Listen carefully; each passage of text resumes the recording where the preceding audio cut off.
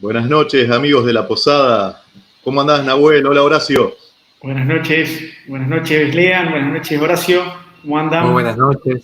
Gracias por la invitación, realmente. No, No, no, por los favor. agradecidos somos nosotros. Y bueno, empezamos este nuevo ciclo 2021, año pandémico y de nueva anormalidad. Es Así así. lo vamos a arrancar con Horacio, un lujo para nosotros. Nahue, Sí. hagámoslo de siempre, presentalo y no perdemos más tiempo. Bien, bien. Te acoto nada más que, bueno, entiendo yo que iniciamos este ciclo 2021 me parece que con un tema muy bueno y con un invitado excelente para charlar estas cosas y creo que va a ser muy jugoso hoy. Así que vamos directo. Seguramente. Rápidamente lo presento. Nos acompaña hoy Horacio Justo, escritor, conferencista, fundador de Fundación Libre, valga la redundancia, y director de La Resistencia Radio y asesor político, y principalmente un amigo en Cristo Rey. Así que bienvenido, Horacio, a esta posada. Bueno, muchísimas gracias. Para mí es un honor estar entre tanta gente de bien, de la cual uno tanto viene aprendiendo, que hacen un gran trabajo en su canal. Me pone muy contento ver que, como siempre digo, el mundo de Internet es un mundo muy particular. Es como el mundo de las comidas. Pareciera que en la posmodernidad abunda la comida chatarra, pero si uno busca, investiga un poco y se hace de buenos contactos, encuentra cosas muy valiosas y muy interesantes. Creo que en el mundo de Internet sucede lo mismo. Así como hay tanta cultura basura dando vueltas, hay canales como el suyo que son realmente un oasis en el desierto que nos permite nutrirnos no solo en lo intelectual, sino fundamentalmente en lo espiritual, porque la última lucha en la verdadera instancia termina siendo una lucha del bien contra el mal. El resto es una parafernalia, el resto son emergentes, el resto son simples accidentes. Bueno, Horacio, gracias por lo que decís y casi que te adelantaste en alguna de las cosas que te queríamos preguntar, así que después vamos a profundizar un poquito. Pero esta charla le pusimos como título Cristianismo y Globalismo, ¿no? Entonces, en términos prácticos, ¿vos cómo definirías, cómo se define al cristianismo y cómo se puede definir al globalismo? Bueno, vamos a tratar de hacer lo más sintético posible porque es un tema que llevaría más de un seminario explicar qué es Sí. la cristiandad. Bien, ¿por qué hablamos a veces de cristiandad? O yo al menos prefiero hablar más de cristiandad que de cristianismo por una cuestión esencial. Si bien entendemos que todos participamos en una determinada fe, lo cierto es que en este momento lo que interesa al debate político y cultural, son justamente aquellas expresiones sociológicas. Entonces, la cristiandad no es solamente la fe en Cristo, porque de la cristiandad pueden participar incluso aquellos ateos naturalistas que definen un determinado orden y un determinado sistema de premisas y de jerarquías. La cristiandad es un proceso civilizatorio. Es una forma específica en la cual se estatuye la civilización occidental, que toma como premisa fundante aquellos elementos propios de una cristiandad mal llamada medieval. Algún día podemos hablar de lo que es el Sí, medievo realmente, sí. pero que toma como premisas fundantes lo que es el magisterio de la iglesia, la sagrada escritura y la tradición. Y a esto se va a complementar ciertos elementos externos, entiéndase la filosofía griega, que van a nutrirse tanto de los clásicos como de los estoicos, como también se va a nutrir del sistema jurídico romano.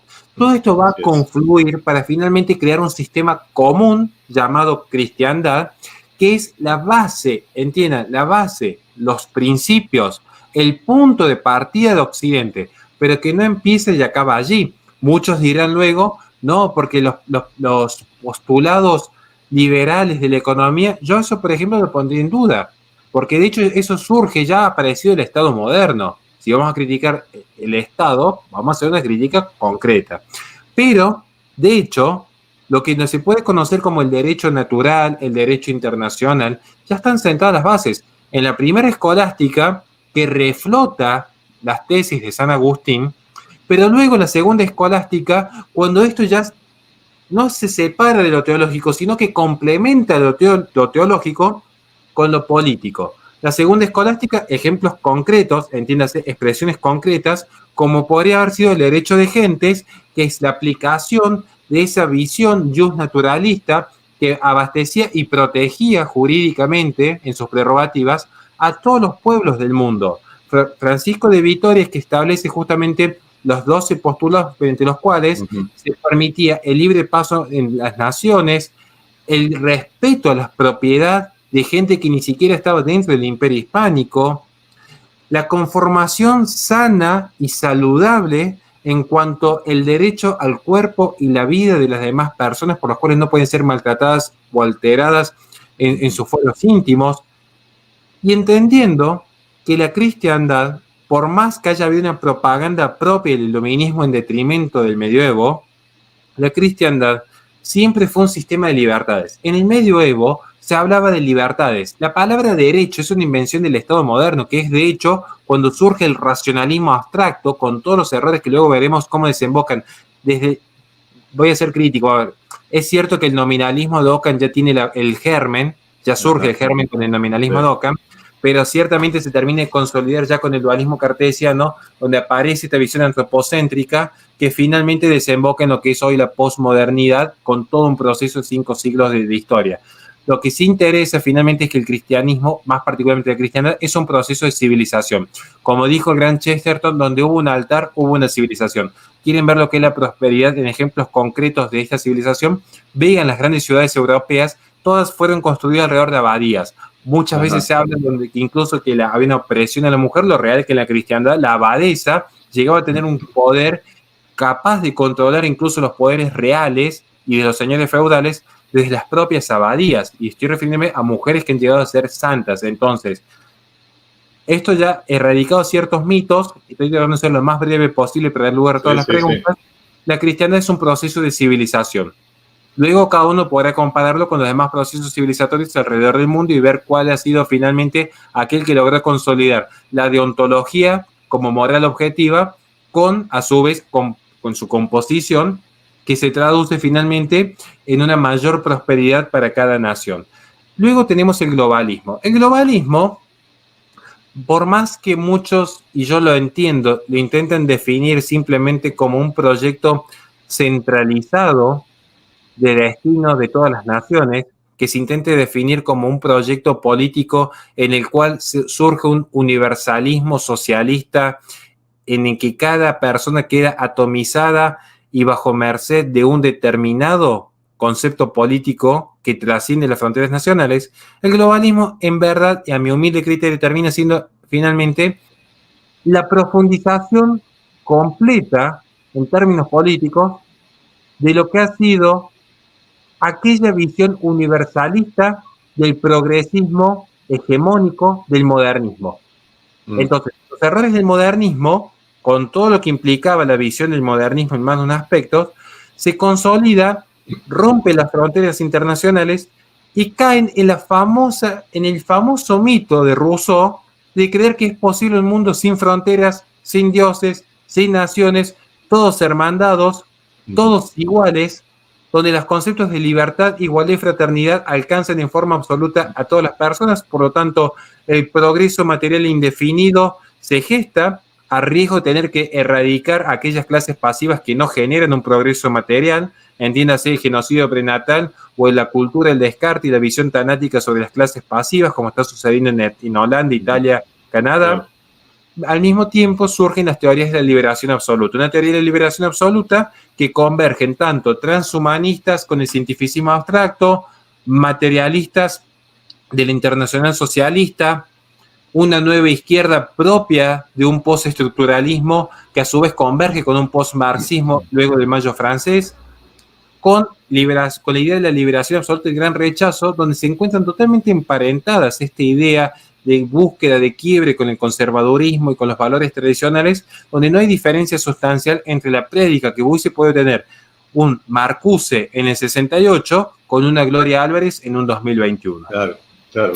Sí. Nahue, discúlpame, escuchándote, Horacio, ¿se podría decir que haciendo un paralelo, que el globalismo es como lo que los católicos conocemos como la herejía modernista? Digamos, es una recopilación de todo lo malo. Es muy interesante porque respecto a lo que es la herejía del modernismo, yo siempre cito la Payendi de San Pío X, creo que en esencia es el modernismo, de por sí la convergencia y todas las herejías. Ajá. Pero ciertamente creo que el globalismo, a mi entender, no necesariamente va a ser un cúmulo de herejías, no necesariamente va a ser un cúmulo de herejías, como sí lo puede ser el modernismo, pero se ha masificado en forma hereje. Digamos, a ver, ¿qué quiero decir con esto? Una premisa esencial para lo que es la cristiandad es el respeto a las sanas costumbres de cada lugar. De hecho, uno lo ve en ejemplos concretos cuando veía que el sistema jurídico del Imperio Hispánico era esencialmente un sistema foral, es decir, respeto a las sanas y buenas costumbres que tenía cada comunidad, porque la sociedad como cuerpo vivo posee también su ethos. Esto lo tomo de elementos de la filosofía griega, su propio espíritu, que si no va en contra de lo que es el derecho natural y lo que es la moral objetiva, no habría problema alguno en que una sociedad pudiese tener ciertas formas de vida, ciertas creencias y ciertas ideas en discrepancias con demás naciones. De hecho, ya si vamos al concepto más bíblicos, uno va a notar que nuestro propio Señor ya reconoce que hay naciones, es decir, hay separación de una cultura a otra. Ahora, lo que hace el globalismo es, en esencia, querer profundizar estas ideas, por eso insisto, es como el globalismo, si bien es hereje por sí mismo, las herejías están justamente en el modernismo. Y lo que hizo el globalismo fue que este modernismo se despliegue en el mundo. Claro. Es decir, quiero aclarar eso porque sé que es un poco complejo este tema, pero digo, el globalismo sería como una forma de expansión. Una expansión de por sí ilegítima. Ahora bien, a su vez, esta expansión que de por sí es ilegítima, el contenido de dicha expansión es lo herético. Claro. Por eso quiero aclarar. El globalismo podría proponer de repente, que todas las personas fuesen subsumidas a vivir en un determinado sistema de un goulash ruso, por dar un ejemplo. Sí. O podría proponer un sistema como un mundo feliz, donde las personas son subsumidas a ser unidades de consumo y producción sin ser conscientes de ello.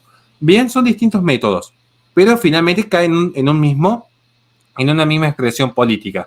A lo que voy yo es, el globalismo podría proponer que todas las personas simplemente obedeciesen a un determinado régimen, pero a su vez el globalismo expande agendas que no son propias del globalismo, entiéndase, una agenda de género.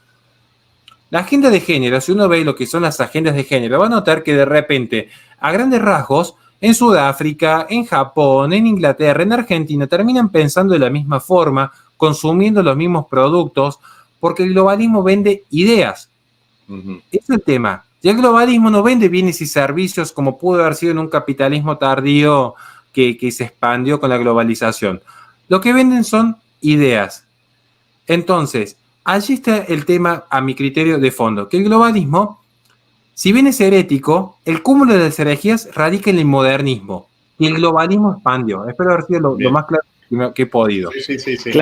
Clarísimo, Horacio, y por eso siempre es bueno recomendar, ¿no?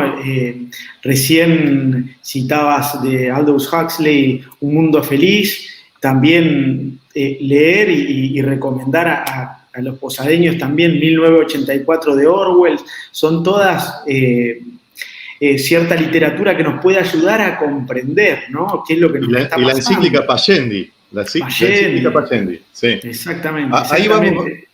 Ahí vamos a ver, yo lo digo porque hace un año tuve que hablar sobre la encíclica y la tuve que preparar de manera especial. Y parecía que la escribíamos mientras veíamos lo que sucedía. Se escribía mientras se veía la actualidad. Impresionante.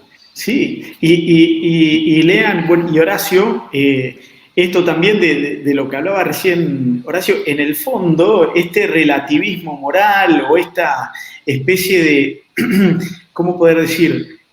Política de lo políticamente correcto, el discurso único, el pensamiento único, y por eso también lo que decía Horacio, el tema de las ideas, que nos lleva también a Gramsci, que creo que tuvimos una charla acá en la Posada con Pablo Dávoli muy buena respecto a Gramsci, esta discusión o esta guerra o batalla cultural para la cual tenemos que estar preparados, y por eso es bueno que esté Horacio con nosotros y que nos ayude en esto para nuestra formación, ¿no? Y Horacio, puntualmente ahora lo que te quiero preguntar, si bien vamos a usar un término, y voy a hacer una aclaración previa, porque te voy a preguntar qué relación tiene el nuevo orden mundial, el globalismo y el gran reseteo, pero vamos a decir que no hay que tener ningún tipo de resquemor de hablar de nuevo orden mundial, porque aparentemente uno tiene ese temor de, habla de nuevo orden mundial e inmediatamente uno le dice conspiranoico, o de dónde sacaste eso. Ya hoy lo bueno que se tiene es que ya politólogos, hasta presidentes o gente vinculada a la filosofía o a otros tipos de ciencias sociales, ya se habla en estos ámbitos del nuevo orden mundial, y te queremos preguntar qué relación tiene este nuevo orden mundial, el globalismo, el gran reseteo, cuáles son sus fines y qué medios utilizan para alcanzarlos. Muy interesante la pregunta, vamos a ir por parte. Respecto, incluso podemos vincular a lo que es la nueva normalidad, que hay un tema muy interesante a desarrollar allí. Respecto al nuevo orden mundial, creo que ha quedado más que en evidencia que muchas veces se trató de conspiración, como que parecía ser una elucubración de alguna suerte de trasnochados queriendo marcar alguna teoría contemporánea que marcase agenda. Lo real es que terminó siendo totalmente real mucho de lo que se planteó en su momento hace décadas ya, digamos. O sea, de hecho, al menos yo no creo estar descubriendo absolutamente nada en este punto, porque van a ver que el nuevo orden mundial en realidad se presenta ya como una suerte de dirección centralizada en organismos internacionales muy específicos, abasteciendo las mismas agendas, que luego han quedado de manifiesto con lo que es particularmente el gran reseteo, que esto lo expone el Foro Económico Mundial, digamos. ¿Qué es el gran reseteo? Una suerte de nuevo capitalismo. Un nuevo capitalismo muy interesante porque es como siempre hemos dicho, la nueva izquierda, que hay que leerla, lleva tiempo, es abstracta, es densa, pero leer lo que realmente es la diferencia entre postestructuralistas y postmarxistas, van a notar que hay un tema que es fundamental en ambas corrientes. En ambas corrientes son simultáneas. Cuando siempre decimos, Marx ha muerto y la izquierda lo ha matado. Entonces, ya nadie reniega la propiedad privada. Al contrario, ya ni siquiera se habla de que la izquierda se quiera hacer con el control del Estado para oprimir al individuo, con la policía y los burócratas. De hecho, más de una vez muchas veces viene la resistencia en algunos países muy particulares desde el propio Estado. Pienso particularmente en Orbán y Duda en este momento en Hungría y Polonia. Lo que sucede es que este nuevo capitalismo lo que es en realidad es agendas progresistas que utilizan los mecanismos de un capitalismo expansionista, de un metacapitalismo, para ser más precisos, utilizan ciertos capitales internacionales que literalmente superan el de algunas naciones del tercer mundo para imponer una determinada agenda. Una agenda que se traduce en última instancia en un proyecto de ingeniería social nunca antes visto en la humanidad. Porque ha habido intentos de proyectos de ingeniería social. Si yo tomo el primer capítulo de Roger Scruton cuando establece las bondades del pesimismo, cuando se analiza el cientificismo, ya hubo proyectos que en nombre de la razón y el racionalismo abstracto se generan los mayores genocidios en la humanidad. Pienso en las teorías económicas del gran salto adelante de Mao Zedong. Pienso en la teoría científica histórica que justificó los gulags rusos. Pienso en los campos eugenésicos de Margaret Sanger, que fue la fundadora de International Planned Parenthood. Entonces, en nombre de la ciencia y el racionalismo, claramente que siempre hubo intentos de ingeniería social, de creer, entonces lo tomo de Lyotard en gran medida, estas utopías, ya no la utopía de Santo Tomás Moro, que entendía que era un buen lugar, pero fue ese no lugar, sino estas utopías modernistas intentaban traer un paraíso terrenal, cual lo plantea Rousseau en su momento en el contrato civil, digamos. Estas ideas de las utopías que son paraísos terrenales establecidos en la tierra, desconociendo la naturaleza que hay del hombre, creyendo con la mente abstracta, vamos a volver siempre a esta teoría del dualismo cartesiano, creyendo que la mente puede establecer ideas perfectas, desconociendo la imperfección inherente a la naturaleza caída del hombre, y por lo tanto puede diseñar una sociedad en la cual todos alcancen en igual medida estas premisas de libertad, igualdad y fraternidad. Entonces, lo que sucede es que estas premisas, que siempre fueron incorporadas con sus consecuencias muy negativas, porque no había ninguna experiencia exitosa en la historia de la humanidad, estas experiencias finalmente se han traducido siempre en desastres locales. Rusia, China, lo que sucedió con Pol Pot, lo que Horacio, sucedió... Sí. perdón que te interrumpo, pero te quiero hacer una acotación, perdóname porque te pido mil disculpas que te interrumpo, pero viene justo para también acotar algo, esto que nos estás hablando, que nos contás, y a ver también qué opinás, y siguiendo, si bien te corto para que después puedas continuar la exposición, noto que en esto que nos estás contando surge siempre que detrás de estas ideas siempre están estos intelectuales, ¿me explico? Hay gente que, o sea, esta gente de gabinete, ¿sí? Que está encerrada en un gabinete, piensa utópicamente, ¿me explico? Y se aplica lo que se llama la cama de Procusto, ¿no? Que es que siempre aplican los intelectuales, es este posadeño, vamos a decirlo así, de la mitología, en donde si eras bajo, te estirabas, y si eras largo y en la cama no entrabas, te cortaba. O sea, esto siempre presente en los intelectuales, en todas las aberraciones que han pasado en la historia, ¿no? Y también creo que se está dando en este nuevo orden mundial que tiene sus intelectuales a modo de una especie de sacerdotes que nos están diciendo qué es lo verdadero, qué no, o sea, y que nos llevan a este discurso único. Es decir, por ejemplo, que nos llegan a decir hoy que, no sé, un bebé de 12 semanas no es vida, ¿me explico? Y lo estamos viendo, Chinda Brandolino nos muestra el bebé de 12 semanas y nos dice, y uno lo ve, y ve que tiene ojitos, que tiene las manitos, que tiene... Y me están diciendo que no es un bebé, ¿me explico? Estos son los... Perdón que hablo muy coloquialmente, Horacio, ¿no? Pero... yo veo esto principalmente, ¿no? Esta presencia siempre del intelectual de gabinete, que aplica la teoría de Procusto. ¿Me explico? Si uno es largo, lo corta. Si uno es corto, lo estira, pero siempre en contra de la realidad. Mil disculpas, Lean y Horacio, pero justo lo quería acotar. Porque justo esa intervención me viene a la perfección por dos puntos. Primero, porque justo estamos desarrollando lo que es este nuevo orden mundial y este gran reseteo que es muy interesante. Yo recomiendo, así como recomendamos recién en algunos libros, las conferencias de Miklos Lukács. Es muy interesante la lectura que hace sobre el gran reseteo. Es uno de los mentores que yo tengo y espero algún día llegar al 1% de sus conocimientos. Pero además, quiero tocar dos temas que dijo Nahuel y que me parecen fundamentales. Primero, ¿quién está detrás de todo esto? Mucha gente piensa que en realidad se refiere solamente a 5 o 6 personas en un cuarto oscuro.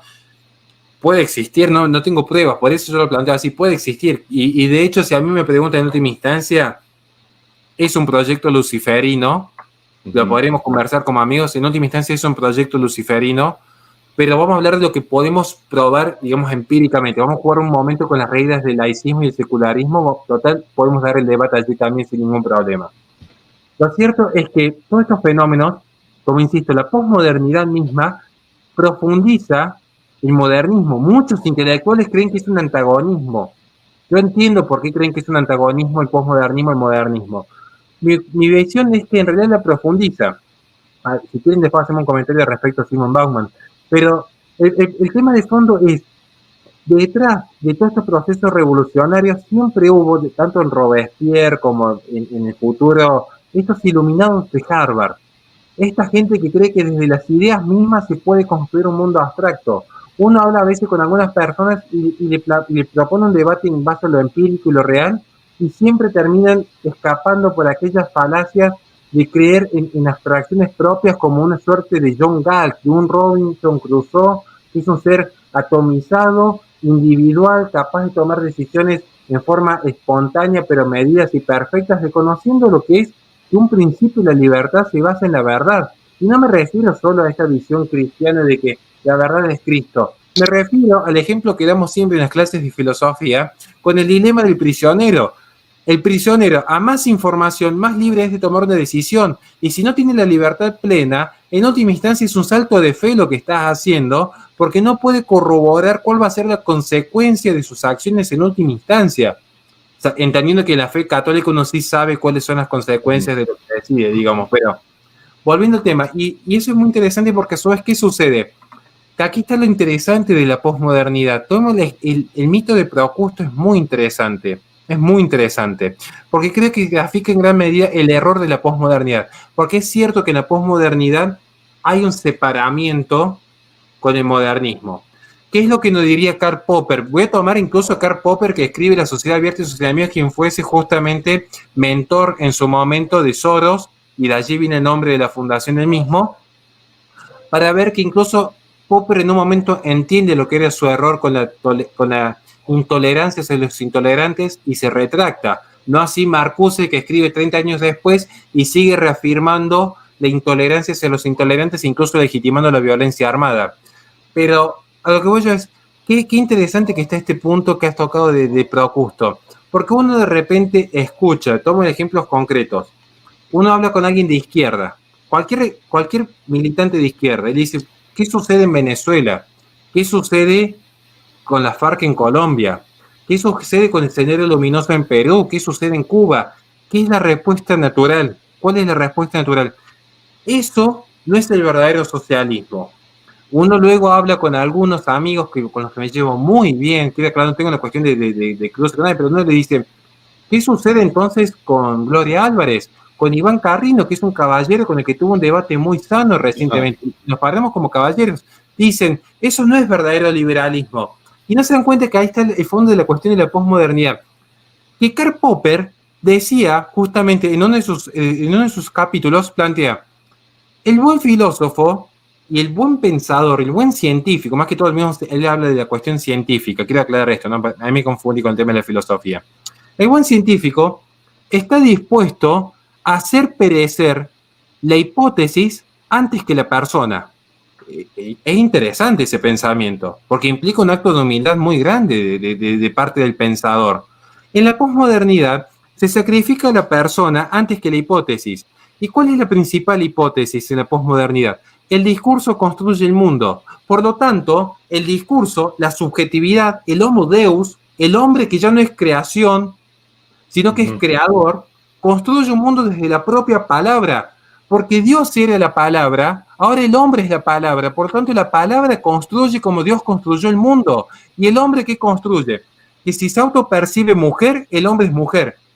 Y si de repente, con la teoría censocentrista, la vaca siente dolor, pero el niño por nacer en la semana número 11 no siente supuestamente dolor, entonces el niño por nacer no tiene derecho a la vida, pero la vaca sí, porque yo he construido un relato en el cual el censocentrismo avala ciertas teorías y niega otras. Y ni hablar si empezamos a ver que en el fondo está esta idea de la liberación absoluta, donde empresas transnacionales, hombres transgéneros, humanos transespecie, esta idea de quebrantar lo constituido, el gran rechazo, como diría Marcuse, rechazar todo lo que ya ha sido constituido.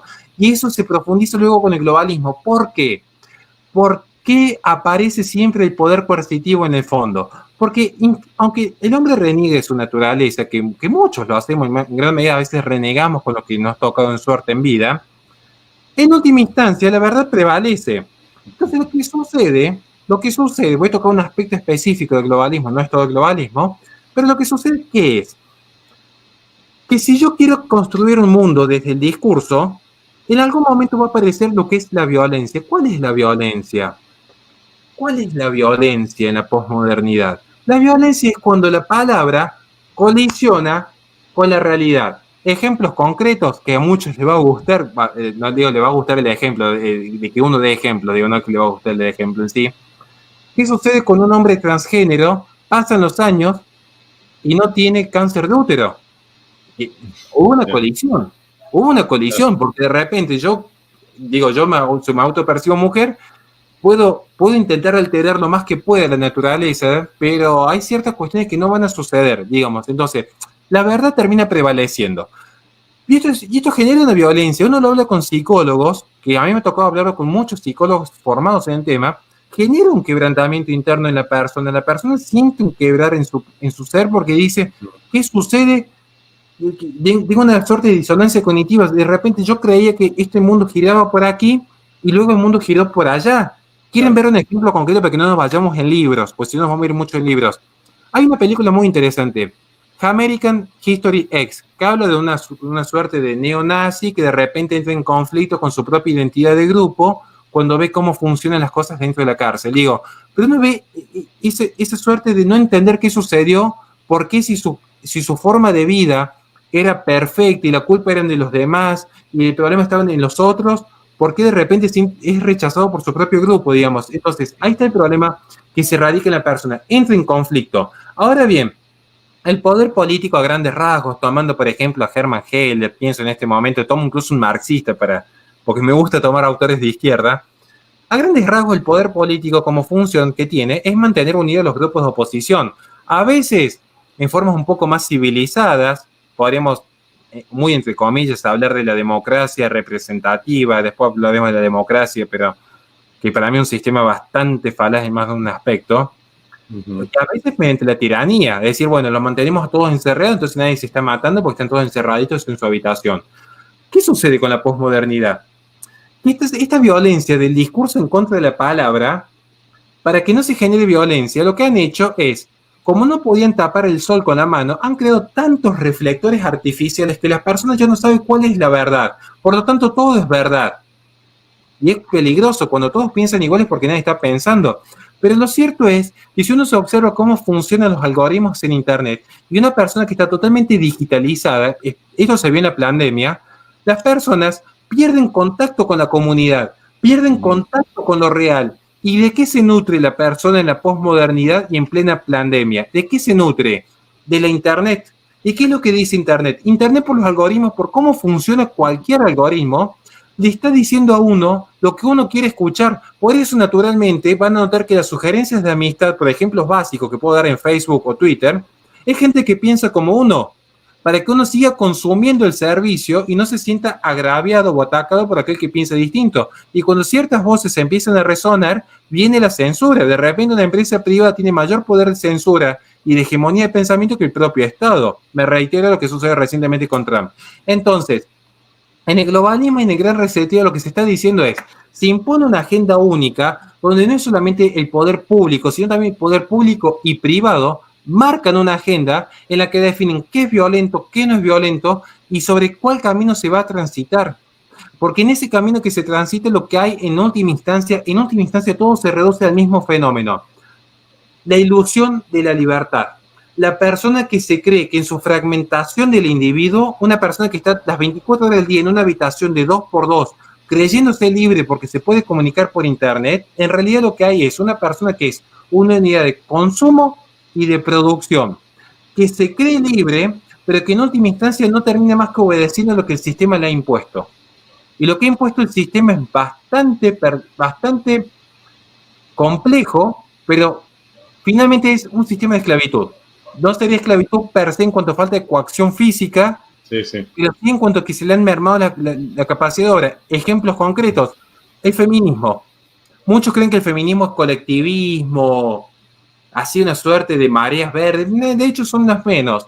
Porque el discurso feminista, no el de un pequeño grupo que salen a quemar iglesias, que hay una visión, ahí sí claramente que hay una visión satánica, digo, pero no me refiero a ese pequeño grupito de feministas. El feminismo que defiende la ONU, que defiende el Foro Económico Mundial, que defiende Biden, que defiende cualquier espacio progresista, van a notar que se traduce siempre lo mismo. Mi cuerpo, mi decisión, que el Estado no se intromete, que el Estado respete. No me parece muy marxista esa tesis, de hecho. Lo que sí me parece es que finalmente lo que uno encuentra es una mujer que llega a los 40 años, soltera, sin hijo, con 5 gatos, con un ataque depresivo, consumiendo antidepresivos y viendo Los Simpsons un sábado a la noche. Claro. Y trabajando de sol a sol para una empresaria que nunca le va a conocer la cara, pero como el líder emprendedor Rubí acá por haber generado más ventas ese año, ya se sintió satisfecha en la vida y que ha logrado algo. Entonces, ahí está el tema de fondo. Uno ve el corporativismo verde de Greta Thunberg y cae en las mismas lógicas que un montón de relatos indigenistas de aquellos empleados del CONICET que tenemos en Argentina. Lo que hay finalmente gente produciendo para que las masas se mantengan entretenidas con relatos falaces. Mientras tanto, un sistema único y hegemonizado impuso la agenda a nivel global, donde absolutamente todas las personas en el mundo piensan igual. Ergo, nadie está pensando. Horacio, entre todas las cosas que dijiste, hablaste de ese choque entre la ideología y la realidad, ¿no? Que justamente se da siempre, no falla ese choque. Yo lo que veo, ¿no?, es que el ideólogo y los ideologizados no pueden ser felices, ¿no? Porque están en una violencia constante. Lo que piensan no se condicen con cuando después salen a la calle. Es básico, digamos.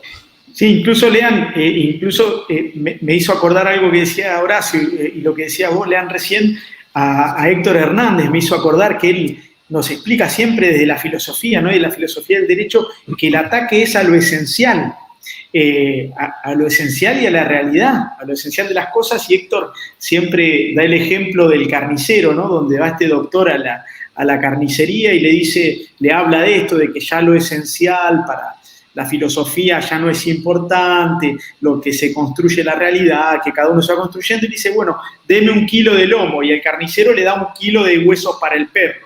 Dice, pero carnicero, ¿qué? Me dio 1 kilo de huesos para el perro, y doctor, usted me dijo que lo esencial no es importante. O sea, ¿cómo a veces? Sí, perdón. Sí, por favor. Ahora sí me toca interrumpir a mí. Pero es muy interesante, porque eso que dijo Nahuel, que insisto, yo tuve la oportunidad de exponer con él y no tenía nada para acotar porque ya había dicho todo lo que podía llegar a decir. Pero es muy interesante el tema ese de las esencias. Cuidado con eso, porque si quieren que hablemos, que nos apartemos un momento, por un instante nos apartemos del mundo filosófico y político y entremos al mundo teológico, a mí me encanta esa discusión, digamos, ahí está el problema de fondo.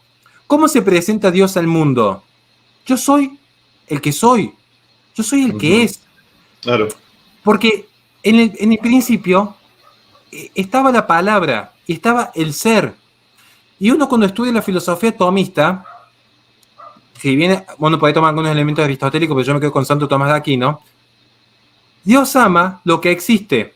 Esto es una definición muy profunda que no lo podemos yo ni cerca lo podría terminar de desarrollar acabadamente. Pero la cuestión es, Dios ama lo que existe. Ahora, ¿qué es la posmodernidad? Que una faceta de la posmodernidad es el globalismo, no es la única. Es una faceta. ¿Qué es lo que hay en el fondo? La deconstrucción, el negar los esenciales, el negar el derecho natural, el negar lo que existe. El hombre no es hombre. Entonces, ¿qué es lo que es? Lo que la palabra diga que es. Ya no existe infancias, ya no existe adultez. Tenemos niños hipersexualizados y adultos infantilizados. No hay esenciales. Hoy de repente todo es una construcción social porque no hay una esencia natural. Entonces todo se construye, todo se destruye y está siempre la revolución por la revolución misma. Porque si en algo podríamos llegar a tener ciertos acuerdos, pienso en este momento en Lyotard, es que los metarrelatos, con todas las diferencias que tengo, quiero aclararlo, ¿no? Después dicen Horacio liberal, Horacio iluminista, no, digo.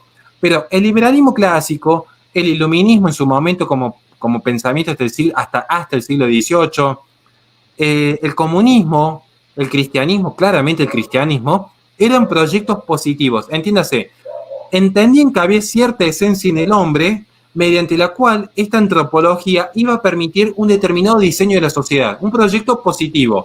Construir el comunismo, construir el liberalismo, construir el cristianismo. Bueno, construimos algo. Después podemos ver si era bueno o malo en términos de filosofía moral, pero era un proyecto positivo.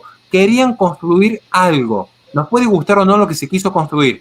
Pero si uno ve lo que es la posmodernidad, es el proyecto negativo, es destruir por destruir.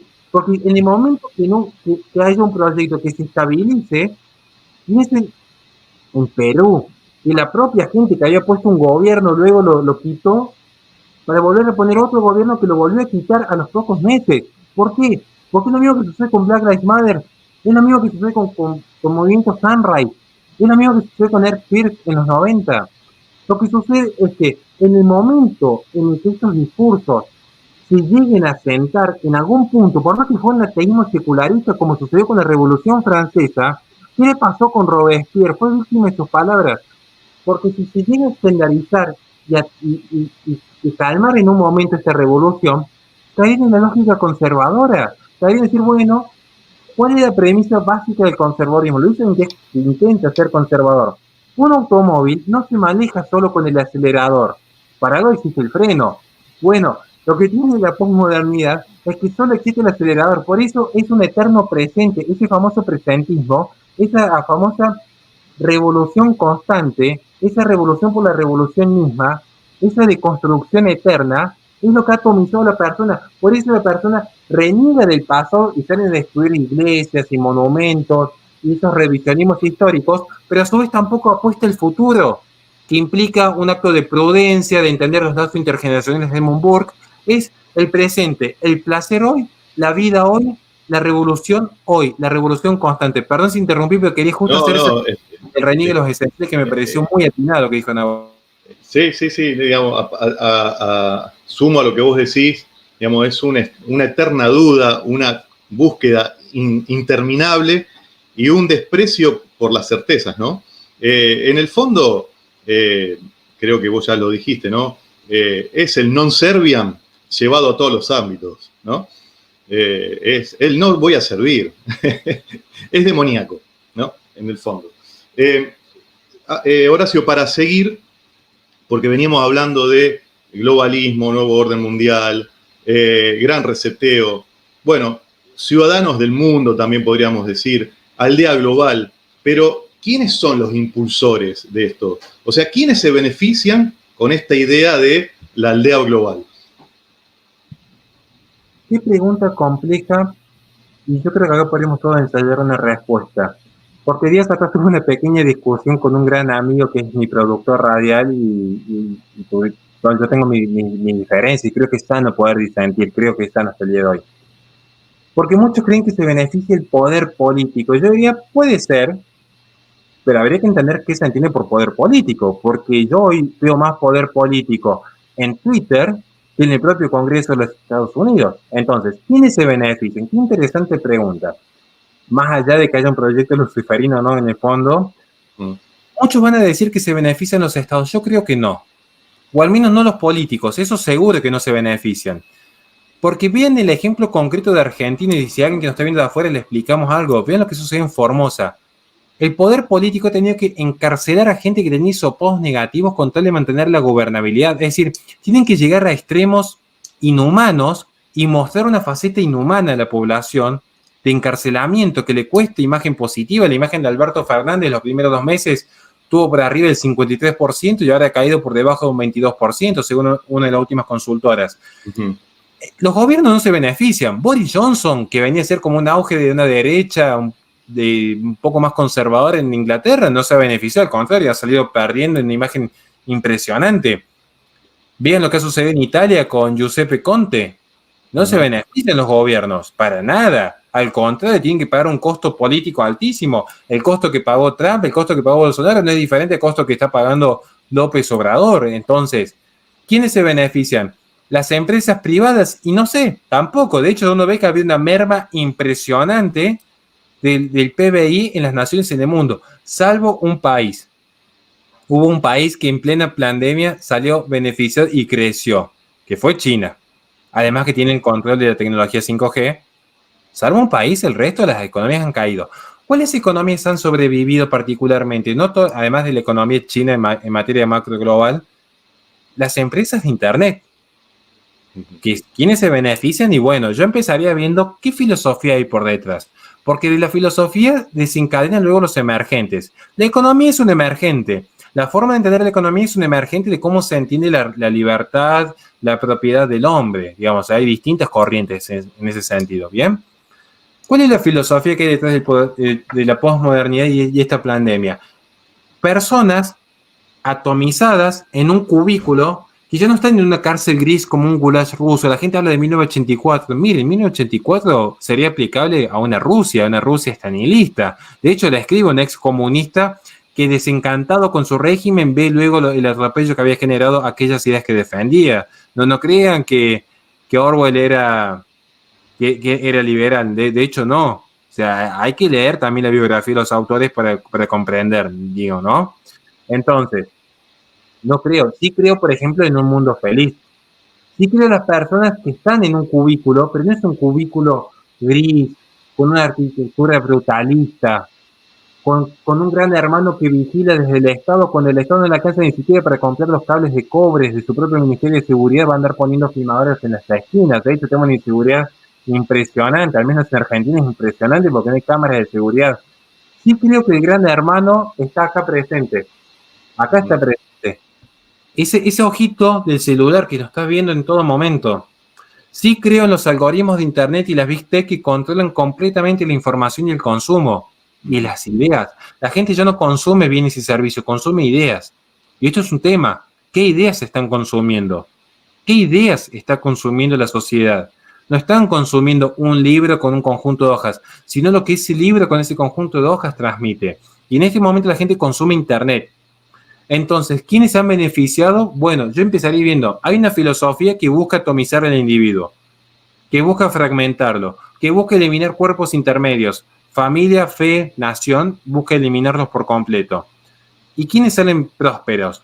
La empresa que vende neumáticos, la pyme que tiene una carpintería, el concejal que la están insultando porque no puede tapar los baches o arreglar la luz, o ciertas empresas que pueden hegemonizar el pensamiento político internacional por fuera del Estado, que yo no necesito ni siquiera controlar la agenda cultural como podría ser aquí que controla el Ministerio de Educación. Hoy, si me preguntan a mí, me preocupa más lo que mi hija pueda ver en Netflix que lo que le puedan dar en el colegio. Porque de último en el colegio yo le puedo advertir y puedo controlar las tareas que le dan. Pero en el momento que yo me vaya 2 segundos y que esté viendo Netflix, eso ya es más difícil, porque encima en el consumo de Internet y en el Internet es muy particular porque hay un feedback. No quiero entrar en teoría de semiótica, pero piensen en la televisión. En la televisión no es como en el colegio donde yo estoy atento a lo que Leandro y Nahuel me vayan a enseñar, entonces yo lo puedo cuestionar o no, y donde si yo les cuestiono, por ejemplo, los 30.000 desaparecidos y me sancionan, porque supongamos que me sancionan, yo diría, cuidado, no hay adoctrinamiento, lo que hay es un castigo, porque yo siento una amenaza y una afrenta a mi persona por haber pensado distinto. Entonces yo percibo que hay algo que está mal. Ahora, lo que sucede en la televisión es que yo estoy distendido, la mente es lo que se llama en psicología, está en total pasividad. Entonces absorbe por completo lo que se le da. No está con un espíritu crítico como quien está viendo este video que nos pueden estar felicitando. No he visto los comentarios, he visto uno que nos criticó. Digo, pero nos pueden criticar y nos pueden también felicitar. Pero hay un espíritu crítico y a mí me encanta porque quiere decir que están atentos a lo que decimos. Les guste o no les guste. Pero en la televisión, el chico con 8 años que está viendo Cartoon Network, lo que está viendo, y esto fue una crítica que escribió hace poco, está viendo de repente un personaje con contenido para adultos, pero lo recibe en forma totalmente pasiva.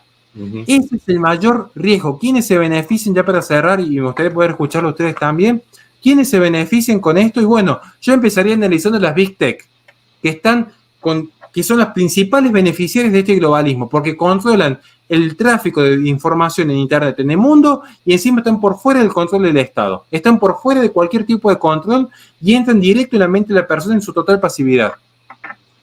Sí, de lo que nos estás contando, Horacio, que te digo la verdad, se me ocurren un montón de cosas para charlar, pero no quiero salirme a hacer fuera de pista porque si no vamos a terminar a las 11 de la noche. Te digo, me anoté un par de cosas acá para hablar. No tengo problema yo, No, ya lo sé, pero después podemos hacer otras posadas, hay un montón de cuestiones, ¿no? para charlar, pero se desliza ahí, me parece, bueno, decir una cosa respecto a esto que hablaste de tu hija. Yo pienso en mis hijos también.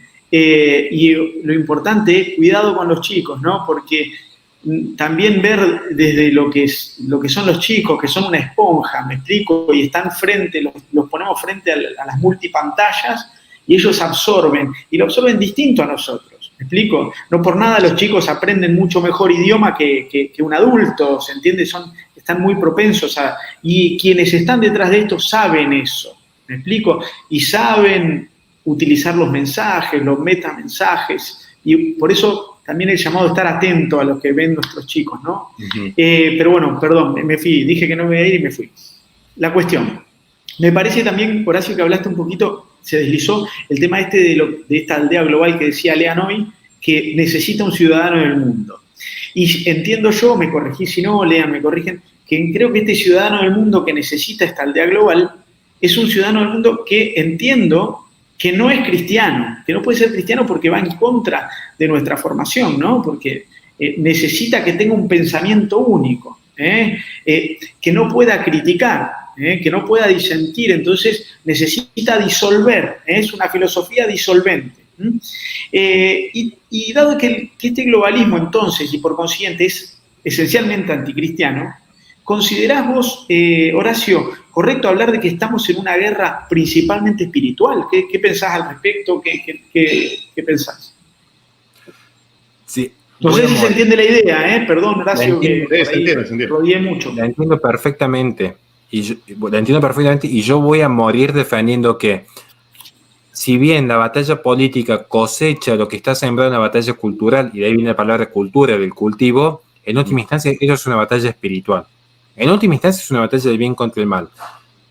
Y lo que sucede con el ciudadano del mundo, que es muy interesante, es que el ciudadano del mundo, esta idea del millennial progresista pequeño burgués, porque no hay progresista que no sea pequeño burgués, eso es marcado. Yo entro todos los fines de semana a colaborar con un merendero y no he visto ninguno de estos justicieros sociales de redes sociales, digamos. O sea, sí he visto algunos punteros políticos y algunos narcos que me han amenazado, pero no he visto ninguno de los justicieros sociales acompañar. Digo, el ciudadano del mundo es la persona que es muy curioso, porque voy a hacer el desarrollo teórico y después voy a cerrar con la cuestión espiritual. Miren, el ciudadano del mundo es la persona globalista por excelencia. No tiene identidad, no tiene esencia, no tiene raíces. ¿Qué sucede con el árbol sin raíz? El árbol sin raíz baja por el río directo al aserradero para que le den forma a quien le quiere dar forma. ¿Bien? Y metafóricamente, cada uno sabrá interpretar luego esto cómo desemboca en la vida de cada uno, ¿no? Pero el ciudadano del mundo, en última instancia, es esa persona que, tal tesis de Rousseau, termina siendo una persona que está desarraigada por completo de su patria, está desarraigada de sus creencias, de su familia, pero tiene una particularidad. Es el hombre masa posmoderno, como en la película Her, que yo la recomiendo, es esa persona que forma parte de la masa, pero ya no es esa masa gris, como sería en Ortega y Gasset, sino que es esa masa multicultural, multicolor. Entonces se crea original. Uno lo ve, hay canales de YouTube que son interesantísimos, a mí me encantan y los veo, por ejemplo, de un español que me parece muy interesante lo que plantea, más allá que es de izquierda, claramente que es de izquierda. Entonces visita Venezuela y dice, el problema no es la ideología de izquierda, es el gobierno. Entonces como que no sabe cómo posicionarse, pero tiene un tatuaje maorí, tiene un tatuaje de la India. Bueno, es muy interesante, a mí me encanta verlo, consumo, creo que presta un buen servicio, pero sus ideas lo que demuestran es, no tiene nada, porque cuando estás pensando en todo, no tenés nada. Ese es el problema. Y la gente tiene miedo, por eso tratan de moda las tibiezas políticas, digamos. No quiero aludir a ningún partido en Argentina, digo, ¿por qué están de moda las tibiezas políticas? Porque justamente no se definen. Eso es lo que genera que uno como católico, fíjense qué paradoja, uno como católico, creo yo, hablo por mí, no quiero hablar por usted, digamos, yo tengo más respeto como caballero a un comunista ortodoxo que cargaba un fal y estaba dispuesto a matar o morir por sus ideas, que a un ciudadano del mundo correctamente político. Es decir, la corrección política, ¿qué es? Ajustarse a lo que el sistema político quiere que digas. Que de repente dice, no, yo estoy en contra de los extremos, yo estoy en contra de la derecha y la izquierda, no, yo estoy en contra de las religiones. Sí, sos el hijo no querido del secularismo.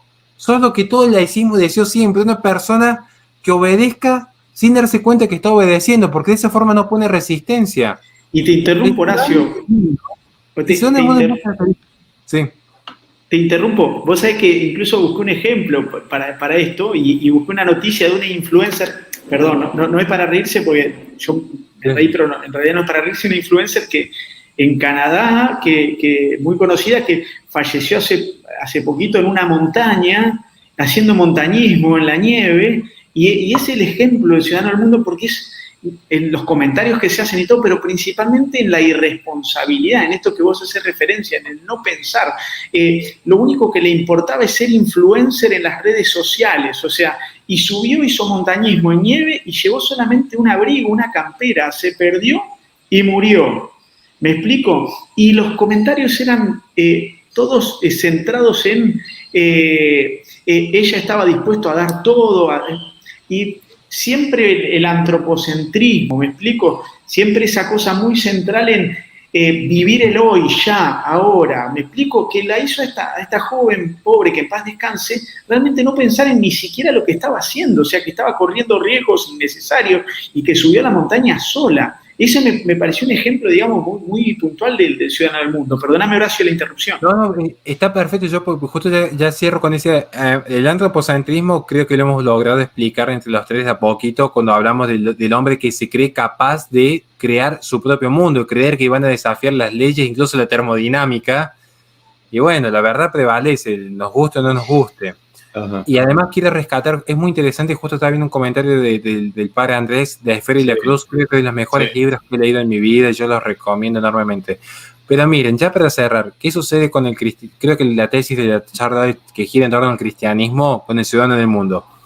Yo cierro con esta parte, digamos, este tópico. No se puede servir a dos señores. Y quien termina sirviendo al mundo, termina rechazando al Padre. Entonces, cada uno sabrá si definirse como ciudadano del mundo o hijo de Dios, digamos, pero claramente que son incompatibles. Hay una incompatibilidad absoluta. Y ahí viene Horacio, el tema de San Agustín y las dos ciudades, ¿no? Y lo espiritual, ¿no? Que surge de... Y las dos banderas ignacianas y lo que, bueno, ya conocemos. El padre Andrés está poniendo lo que vos decís, ¿no? Ese gran libro de la Esfera y la Cruz, que realmente aprovechemos a recomendarlo porque es esto que vos decís, ¿no?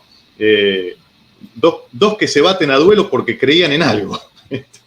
Hoy no se cree en nada. No se defiende nada a muerte. Exactamente. Y bueno, eso incluso es el problema que es donde yo tengo una discrepancia con Miklos, porque Miklos piensa que una de las características que tiene el progresista es el relativismo, que todo es relativo. Yo creo que es una consecuencia del relativismo de las tres principales características que tiene el progresismo, que es ante todo universalista, que es ante todo materialista y ante todo anticlerical. Entonces eso deviene luego en relativizar las posiciones. Pero lo curioso, y esta es la paradoja del relativismo, que el relativismo tiene un problema epistemológico de base.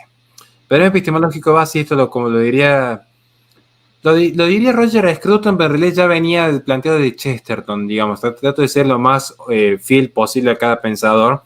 Es que este problema de base es, son relativistas salvo que absoluticen su posicionamiento en el relativismo. Es decir, todo es relativo, menos lo que ellos están proponiendo. Y ahí tenemos ya un problema de base, digamos, porque ¿cómo definen epistemológicamente que su verdad es la única verdad para decir que todo es relativo? Bueno, es un poco lo que se enfrenta hoy la gente que se anima a desafiar estos sistemas, digamos. Hoy que cuando alguien opina, el ejemplo, genocidio prenatal o cultura del descarte con las clases pasivas, le dicen, no, pues es relativo. Y bueno, entonces, ¿por qué tenemos que tomar en serio tu postura? Lo que sucede es que finalmente entran en estos conflictos y es complicado debatir en esos términos. Es complicado porque de repente no hay un parangón del cual posicionarse. Por eso es interesante un debate entre un ateo militante y un católico convencido. Son debates muy enriquecedores. ¿Se entiende? Porque hay gente que está convencida. El problema es cómo combatir contra alguien que no está convencido y que le da todo lo mismo, menos la opinión nuestra. Esa claramente que se descarta. Y por eso la afrenta en contra de los sectores que piensan como nosotros en forma constante. Uh-huh. Bueno, ya que salió el tema, digamos, el relativismo tiene el germen de su problema, lo tiene en su principio, digamos, todo es relativo, ya hay un absoluto, esto ya se conoce, ya hay un dogma, aquellos que son antidogmáticos, ¿no? Así que, mira, yo, Horacio, como estamos en 58 minutos, quiero hacerte unas preguntas más y no extendernos tanto, pero hemos hablado del cristianismo, del anticristianismo, de que esto en el fondo es una guerra espiritual. Por lo tanto, obviamente, vamos a hablar de catolicismo y por ende del cuerpo místico de nuestro Señor, que es la Iglesia Católica, ¿no? Que tiene las notas de ser una santa, católica y apostólica.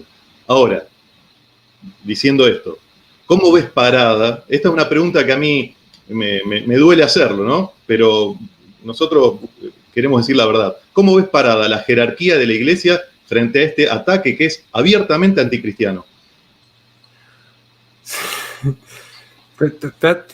Trato de ser lo más prudente posible, comprendiendo que dentro incluso de la religión católica hay distintas vertientes y posicionamientos, y creo que trato de nunca ser parte del estorbo que puede llegar a generar o fracturar más de lo que ya está fracturada la fe.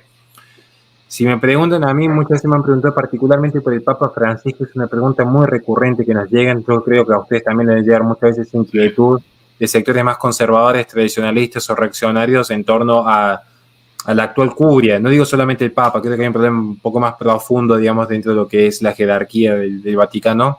Sí.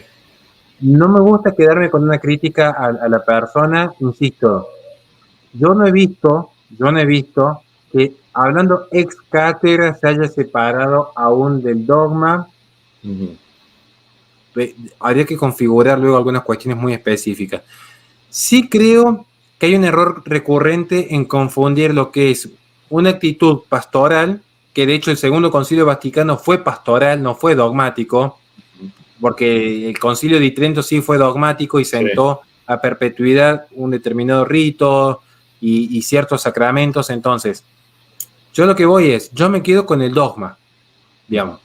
Como católico, la sumisión a la autoridad la tiene en el campo dogmático, no en el campo pastoral. Exacto. Que es una guía, pero no es un absoluto.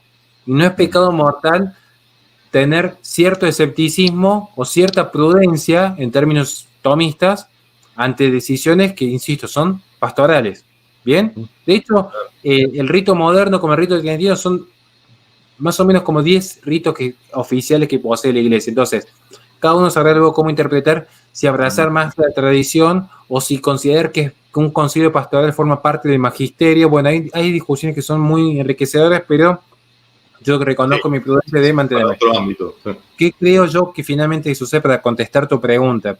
Quise hacer esa introducción para decir, bueno, creo que no es sano quizás ciertas ambigüedades, no, creo que no favorecen en tiempos de posmodernidad, donde todo es ambiguo, donde todo es relativismo. Creo que hay un pueblo católico que clama por definiciones concretas. Creo que sería sano. Me parece también un poco rebuscado decir, no, el Papa no dijo expresamente tal cosa, pero es como que yo diga, dejé abierta la ventana de mi habitación y luego vino la lluvia y se llenó de agua. Bueno, pero a ver, es verdad que yo no tiré agua dentro de la habitación, pero no me hubiese costado nada cerrar la ventana cuando veía que se venía la tormenta, digamos. O sea, yo lo interpreto así, lo trato de decir lo menos coloquial posible, pero creo sí, sinceramente, insisto, hay que leer Pascendi, hay que leer, porque si uno ve lo que realmente fue la condenación al modernismo, va a entender todo lo que eso atrajo después. Después cada uno interpretará como desee los fenómenos que se gestaron en el 60 y en el 70, y cómo eso devino a papas que besaron desde un Corán hasta papas que están más preocupados por plantar un arbolito, cantarle a los pajaritos que por salvar almas. Pero insisto, no es una crítica a la persona, no es desconocer la autoridad eclesiástica, no es faltar el respeto, es dentro de lo que es la libertad de todo laico, es decir, bueno, como dijo Chesterton, uno se saca el sombrero por respeto, pero no la cabeza. Está la posibilidad de tener una sana crítica, como yo podría cuestionar a mi padre si lo viese robando, por dar un ejemplo. No desconozco el apellido, no desconozco que es mi padre, le pregunto cuál es el sentido en todo caso. Yo tengo una duda legítima, por eso soy prudente para opinar, en tratar de entender cuál es el sentido de una curia que abraza ciertos errores del modernismo en vez de rechazarlos en formas expresas. Pero es mi duda, y por eso también estoy sujeto a críticas y que me puedan marcar el camino con todo gusto. Bueno, no, sí, sin duda, digamos que el tema da para estar hablando mucho tiempo sobre este punto concreto, ¿no? Pero nosotros creemos que vale la pena decirle a la gente para que sepa que la Iglesia Católica también ha sido infiltrada, ¿no? Entonces, por eso hoy vemos lo que estamos viendo. Y hay que hacer muchas diferencias y saber lo que es, lo que Membiel decía, ¿no? La iglesia de la publicidad y la iglesia de las promesas, ¿no? Pero bueno, lo dejamos ahí, pero sería interesante plantear un programa sobre este tema. Es que para hablar, perdón que me extienda un poquito, pero digo, para hablar de lo que es la infiltración, por ahí insisto, trato de ser lo más prudente porque entiendo lo que es el amor a la iglesia, yo lo trato de vivir como puedo y es complicado a veces hablar de ciertas cuestiones que la tocan en la propia familia, pero para que le interese, lean las cartas de Gramsci. Tenía una particular preocupación por la iglesia de Roma y él entendía que un cristiano está dispuesto a morir los leones antes que claudicar en su fe. Bien, el ejemplo dramático que ha sido, que esto está graficado en la película Silencio, lo que fueron las misiones jesuíticas, cómo tuvieron que padecer en el mundo, para entender que las personas están dispuestas a morir por lo que creen. Y como diría Ortega y Gasset, no es sano atacar las creencias. En todo caso, uno puede intentar reconfigurar las ideas, pero las creencias no. Entonces, Gramsci entendió que la mejor forma eran las alianzas de la izquierda con la iglesia, para que en vez de atacarlos se vieran fortalecidos justamente estos posicionamientos de izquierda desde el principal parangón hegemónico que en su momento fue justamente la Iglesia Católica en Europa y en América. Eso por un lado. Y luego, eso además de establecer lo que es el modernismo con San Pío X, que vamos a hablar de infiltración, para los que son de Argentina específicamente, para que vean que este Gramsci no fue letra muerta, sino que tuvo una preocupación, la iglesia clandestina. Creo que hay que leer ese libro, creo que más de uno en Argentina al menos debería leerlo. De Carlos Saccheri. Sí. Bueno, yo pido disculpas que me caí, yo como soy una persona muy inquieta, que empecé a toquetear acá, quise escribir algo en el chat y me caí. Así que bueno, pido disculpas a Horacio, nuestro invitado, Lean, y a la gente que nos está mirando el desperfecto. Yo, Lean, iba a hacer una pregunta final, pero me parece que hay algo que podemos aprovechar para preguntárselo. Y si nos extendemos un poco, pedimos disculpas, ¿no?, a quienes nos acompañan, pero me parece interesante porque está vinculado, ahora nos vamos un poquito a la cuestión política. Y Horacio, te quería preguntar, en lo que respecta a la política propiamente dicha, ¿ves la posibilidad de una reacción exitosa que se le oponga al progrecomunismo capitalista?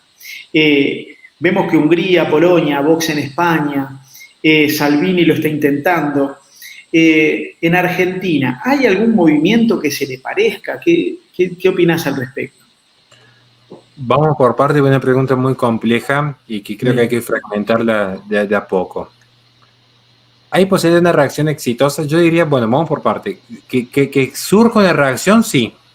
Porque naturalmente todo espacio político y todo enfrentamiento político tiene sus consecuencias. Para bien o para mal, hay una reacción, naturalmente. Ahora, que sea exitoso o no, dependerá de la voluntad de Dios, no dependerá de nosotros. Nosotros estamos llamados a librar el buen combate hasta el último. Y yo creo que el buen combate lo libra desde el que llega a ser presidente defendiendo la cruz de Cristo, hasta la pequeña ama de casa que desde Facebook simplemente se animó a cuestionar un comentario blasfemo. Entonces yo creo que cada uno tiene su lugar. A mí me llena de orgullo de repente ver no grandecitos que son importantes, sino pequeña gente que se animó alguna vez a romper el silencio en un aula, en un comentario en Twitter, haciendo una publicación en YouTube, hablando en un centro vecinal. Yo creo que cada uno se llama a librar el buen combate y eso ya es una reacción. Y aunque no lo parezca, la mayor gesta de la humanidad empezó solamente con 12 hombres y había un traidor en el medio. Entonces, lo que digan los números, aunque estemos mermados por completo, genocidio prenatal en Argentina, eutanasia en España, reforma en Chile, conflicto político en Perú, guerra civil en Guatemala, régimen sandinista en Nicaragua, las FARC en Colombia, el fraude a Trump, creo que están dadas las condiciones, porque mientras exista uno que realmente crea, yo lo digo como boxeador, yo le tengo más miedo a una madre que tiene el hijo en peligro que al mayor campeón de los mundos. Porque la gente que realmente está convencida ya es otro tipo de forma de pararse en la vida, ya es otra forma de pararse en la vida. Ahora bien, ¿qué sucede? Y es una situación compleja. Es una situación compleja porque ciertamente Trump, que era uno de los últimos bastiones que había en defensa de la cristiandad en términos muy generales, sí, no está en el poder. Esto merma por completo el poder de Bolsonaro, porque Bolsonaro ya tiene que sustituir luego a Osvaldo de Carvalho en Estados Unidos y buscar una alianza estratégica por una cuestión de relaciones internacionales con su propio pueblo. Putin termina siendo un paradigma de resistencia al globalismo, por más que no le guste a mucha gente de derecha, lo cierto es que termina siendo una de las últimas fuentes de resistencia ante la venida de China. Luego podemos analizar algunas cuestiones específicas de Venezuela, pero no quiero entrar en temas internacionales porque no es el tópico de hoy. Orbán y Duda creo que son los grandes mentores de una fe que se hace del campo político, tanto en Polonia y en Hungría, y esto creo que es sano. Lamentablemente Polonia y Hungría geopolíticamente no generan una mayor resistencia al globalismo, lamentablemente. Digo, o sea, me encantaría vivir en Polonia o en Hungría, pero entendemos que estamos tratando de ser lo más realistas posible. ¿Qué creo? Vamos ahora bien. Que si uno quiere hablar de derecha, así muy a grandes rasgos, quiere hablar al menos del antiprogresismo, así muy a grandes rasgos, no se puede entender esta lucha sin el componente de la fe. Y los que han tenido éxito resistiendo al globalismo no fue Joe Jorgensen en Estados Unidos con el Libertarian Party, ahí defendiendo la libertad absoluta. Fue Trump defendiendo ante todo la cristiandad, o sea, y salía con una Biblia en la mano, o sea. Digo esto ¿por qué? Porque uno cuando ve quienes realmente enfrentan al globalismo, solo que entiende no solamente lo que es la patria y este patriotismo versus globalismo en términos de Dungin, en la cuarta teoría del poder político, sino los que entienden lo que es el valor realmente de una lucha en la cual lo sobrenatural no puede actuar cuando no hay una predisposición natural. Por lo tanto, la obra de Dios no puede actuar en el mundo político hasta tanto no haya políticos que quieran defender la obra de Dios. Y acá esto es un tema fundamental, porque ¿quiénes están enfrentándose realmente al globalismo? ¿Quiénes realmente se están enfrentando? Y no quiero entrar en cuestiones personales porque sé que todos tienen defecto, entonces no me van a correr luego diciendo, no, porque se equivocó acá o allá, porque tuvo un amorío, porque tuvo un amante. Cuestiones personales a mí no me interesan, sí me interesan las ideas políticas. Miren, ¿qué tienen en común? Trump, Bolsonaro, Abascal, José Antonio Kast, Gómez Centurión, Orbán, Duda, Salvini, que no son tibios al momento de decir que creen en Dios. Ese es el tema de fondo, porque en un mundo que estáis queriendo imponer por la fuerza el secularismo y el laicismo, querer jugar en su terreno es un error político, es caer en las lógicas que ellos mismos están promoviendo, que es justamente que la gente reniegue de su fe, que la gente niegue a Cristo. Antes, negar a Cristo implicaba ir a los leones, ahora negar a Cristo implica que vas a tener un puesto político, que vas a ascender en la empresa, en el que nadie se va a meter en tu vida personal. Ese es el tema. Hoy la tentación de negar a Cristo es que ya no sos castigado, sos premiado.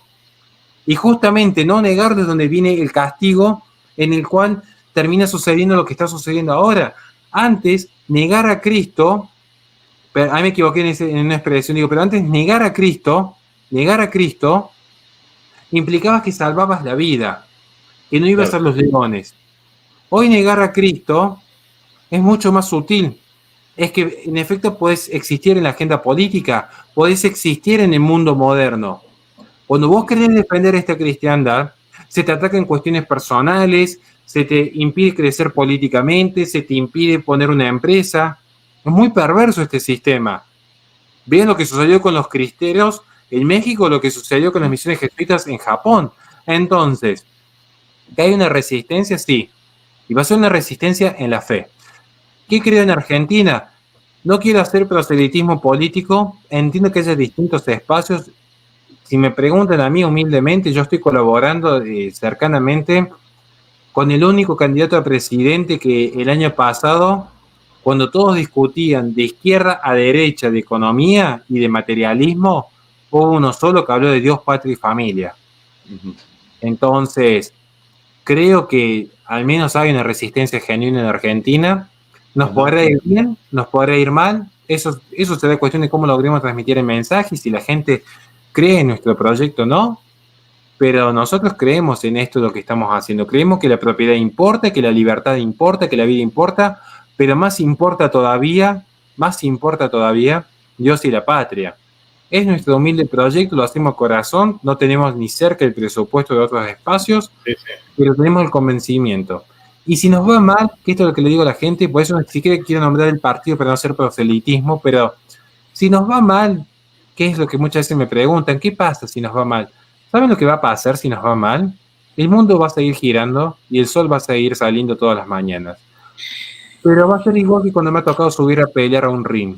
Va a ser igual que cuando me ha tocado pelear en la vida abajo del ring. Y yo llego en la noche, cansado, después de estar trabajando, yo trabajo cerca de 2 horas por día. Por eso van a ver que se me corta la voz por momentos. Pero yo llego a la noche y la puedo ver a mi hija y decirle, mira, yo me he equivocado mucho en la vida, pero hay una cuestión que es, y para mí es el mayor milagro que yo le he vivenciado. Dios escribe recto en renglones torcidos. No hay renglón más torcido que mi vida. Entonces, ¿qué es lo importante? Que al final del camino, aunque nos vaya mal, al menos libramos de buen combate. Nos paramos de mano, vimos un enemigo gigante y no nos achicamos. Y si perdimos, ¿cuál va a ser? Pero no sé ni la primera ni la última vez que perdemos una pelea, pero nunca tuvimos miedo y nunca nos dejamos achicar. Entonces libramos de buen combate. Cuando yo tengo que estar ante Nuestra Señora, le voy a decir, ¿qué hice de mi vida? Intenté defenderte lo mejor que pude. Y perdón si no estuve a la altura de las circunstancias. Pero con lo poco que tuvimos, hicimos lo que teníamos que hacer en el momento. Y luego será voluntad de Dios lo que Él permita. Fíjate, Horacio, lean lo último. Fíjate, Horacio, de lo que nos estabas diciendo, qué bueno para rescatar esto, porque justo lo estábamos charlando en la antesala. Rescato algo de lo que dijiste recién, o sea, que este combate lo puede dar cualquiera, ¿me explico? O sea, y estamos todos llamados, desde, hablábamos hoy del carnicero, Doña Rosa, cualquiera, desde su lugar.